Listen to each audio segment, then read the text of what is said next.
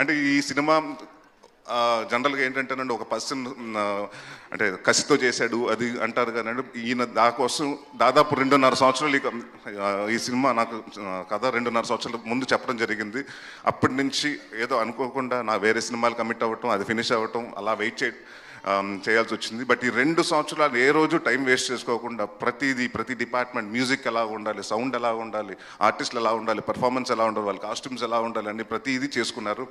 And ఆయన ఏదైతే కథ చెప్పారో అదే కథ తీశారు. ఎంత బాగా చెప్పారో అంత బాగా తీశారు. సో థ్యాంక్ యూ సుబ్బు గారు, my captain, love you.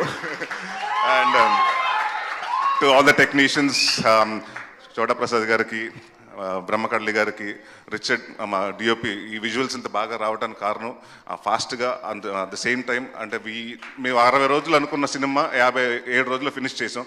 So దానికి కారణం one of the reason Richard గారు. సో ఆయన లేరు, మెడ్రాస్లో ఉన్నారు. So thank you sir. And